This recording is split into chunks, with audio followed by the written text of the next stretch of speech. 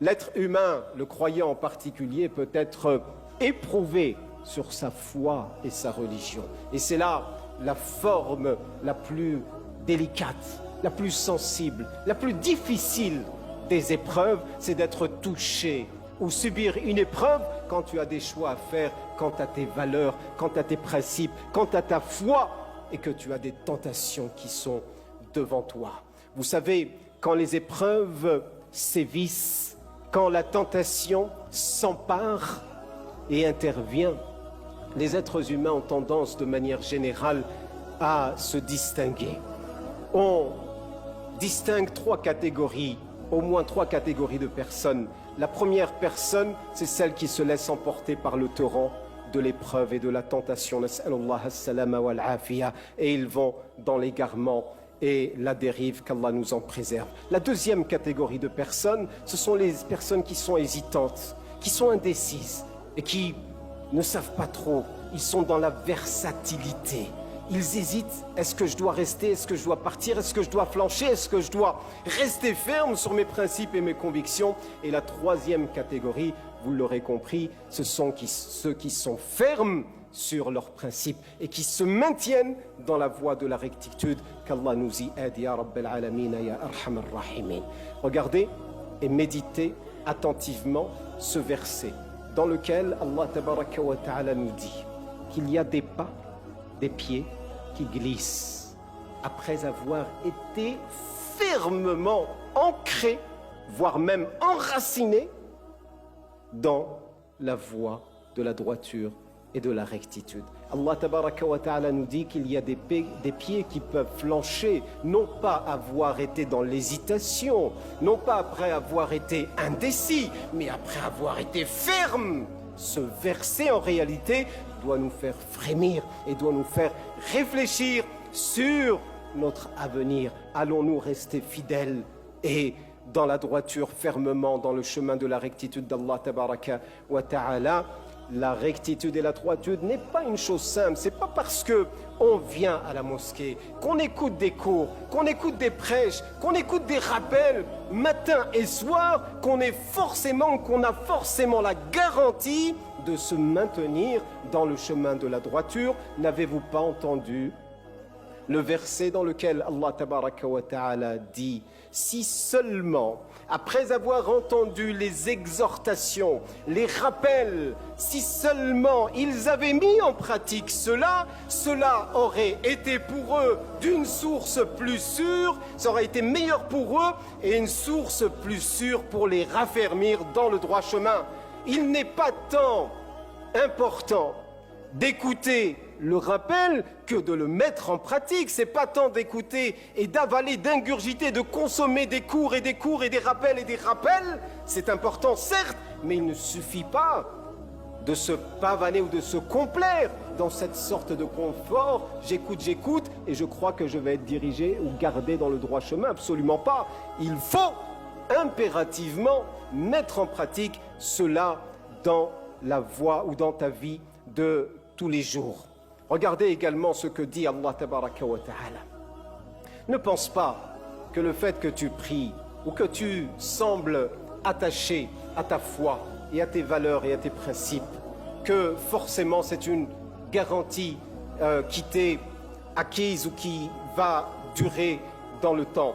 Allah Tabaraka wa Ta'ala dit que cela n'est pas parce que nous sommes quelqu'un de particulier que nous sommes guidés dans le droit chemin. C'est pas parce que nous avons fait des efforts d'adorer Allah Tabaraka wa Ta'ala que nous sommes uniquement dans le droit chemin. Mais c'est en réalité un effet de la miséricorde d'Allah Tabaraka wa Ta'ala et de son insigne grâce envers ses serviteurs. Allahumma ja'alna minhum ya Rabbal Alamin. Sache que s'il te l'a accordé, il peut te le retirer en un clin d'œil et plus rapide encore. Qu'Allah nous préserve de l'égarement. Amin ya Rabbal Alamin.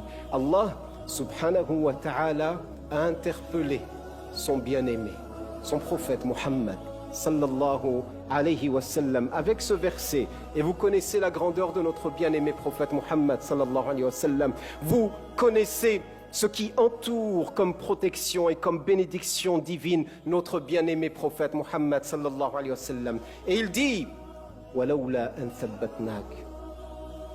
Si nous ne t'avions pas affermi et raffermi, ô toi Muhammad, tu aurais été séduit par leurs propos. Tu aurais été, peu s'en est fallu pour que tu sois tenté de leur faire confiance et de t'attirer finalement dans une voie qui est une chute vertigineuse. Nas'alullah as-salama wal-afiya.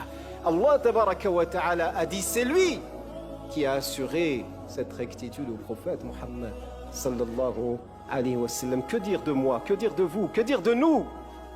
Qui sommes-nous?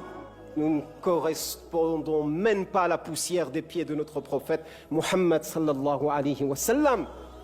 C'est pour cette raison, mes chers frères et sœurs en islam, si nous souhaitons, face à ce vacarme que vous entendez ici et là, on s'en prend à la tenue vestimentaire des jeunes filles, on s'en prend aux musulmans et aux musulmanes sans se victimiser.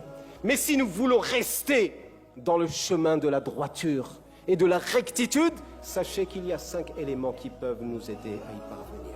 La première des choses, c'est le contact que nous avons et le lien et la relation que nous avons avec le Coran al-Karim.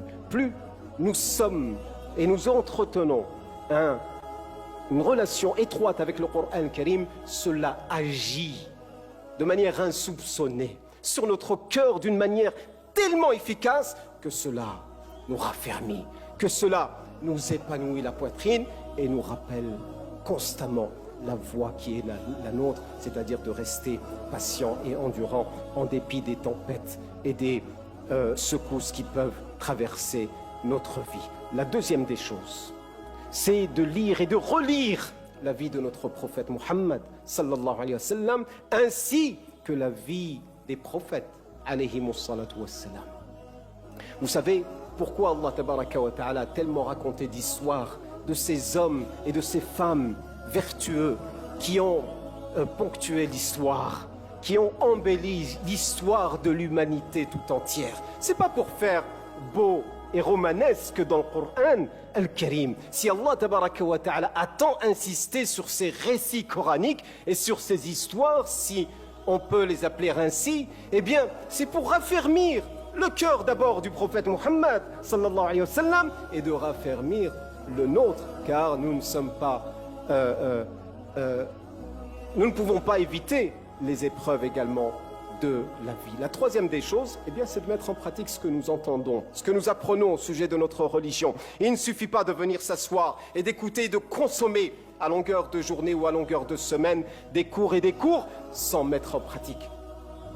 Que celui qui vient fréquenter la mosquée, par exemple, ou qui écoute un prêche du Jumu'ah, ne pense pas que cela lui suffit pour avoir les provisions de le conduire jusqu'au chemin du paradis. Nas'alullah as-salama wal-afiya. Il faut mettre en pratique ces exhortations. Il faut mettre en pratique ce que tu apprends au sujet de la religion d'Allah. C'est une des manières d'aider ton cœur à s'enraciner et tes pas à s'enraciner dans la voie de la droiture et de la rectitude. Nous avons cité le verset tout à l'heure à ce sujet. Quatrième chose, ce sont les invocations, les supplications. Supplier Allah tabaraka wa ta'ala de nous maintenir dans le droit chemin.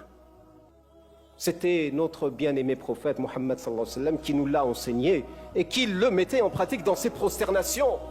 Souvent on entendait le bien-aimé prophète Muhammad sallallahu alayhi wa sallam répéter à longueur de journée: ô Seigneur, toi qui raffermis les cœurs, maintiens mon cœur fermement dans la voie de la droiture et de la rectitude. Ça c'est le prophète Muhammad sallallahu alayhi wa sallam. Que dire de pauvres malheureux comme vous et moi? Que dire de pauvres gens qui sont dans la détresse, qui sont dans la pauvreté, qui avons besoin en permanence de Dieu? Nous ne pouvons pas nous passer un seul instant de Dieu.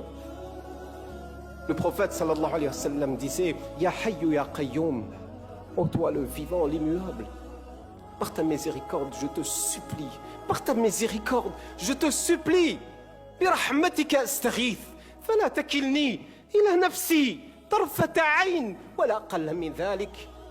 Ne m'abandonne pas à moi-même, à ma propre personne, car je suis un danger pour moi-même. Oh mon Dieu, si tu m'abandonnes, ne serait-ce que le temps d'un clin d'œil, je suis perdu.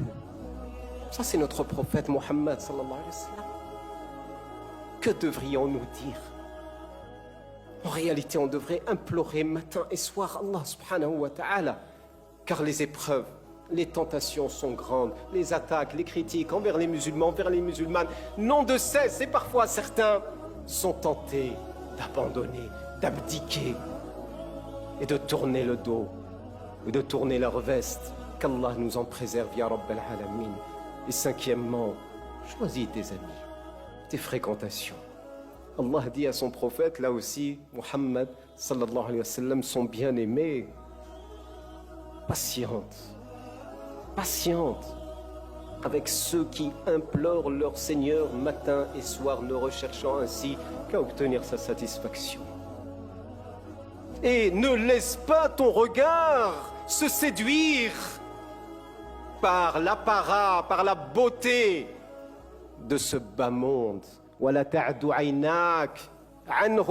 Ne laisse pas ton regard outrepasser cette belle compagnie que sont les adorateurs de Dieu qui invoquent en permanence leur Seigneur, car tu risquerais de succomber à cette tentation. Nas'alullah as-salama wal afiya. Qu'Allah nous aide à nous maintenir dans la droiture et la rectitude. Amin. Wa aqulu qawli hadha wa astaghfirullah li wa lakum fastaghfiru innahu huwal ghafurur rahim.